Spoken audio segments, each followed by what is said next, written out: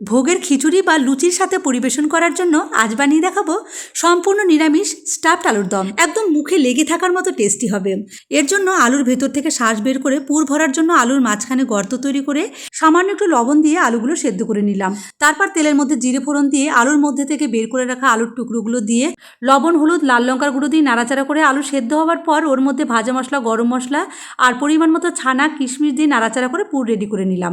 তারপর আলুগুলো গরম তেলে ভেজে নিয়ে পুর ভরে রেডি করে নিয়েছি। এইবারে তেলে গোটা মশলা ফোড়ন দিয়ে একটি বাটির মধ্যে আদা বাটা, জিরে গুঁড়ো, ধনে গুঁড়ো, লাল লঙ্কার গুঁড়ো, হলুদ গুঁড়ো জলে গুলে মশলা কষিয়ে নিয়ে একটি টমেটো পেস্ট দিয়ে আবারও কষিয়ে মিক্সিং জারে 10-12টা কাজু বাদাম আর টক দইয়ের পেস্ট তৈরি করে কড়াইয়ে ঢেলে পরিমাণ মতো লবণ আর চিনি দিয়ে খুব ভালো করে কষিয়ে নিয়ে দিয়ে দিলাম পরিমাণ মতো জল। তারপর 4 থেকে 5 মিনিট জাল করে নেবার পর পুর ভরা আলু, কয়েকটা চেরা কাঁচা লঙ্কা আর কাসুরি মেথি দিয়ে আবারও 5 মিনিট রান্না করেছি। সবশেষে গরম মশলা গুঁড়ো ছড়িয়ে নামিয়ে নিলাম। দারুণ স্বাদের স্টাফড আলুর দম।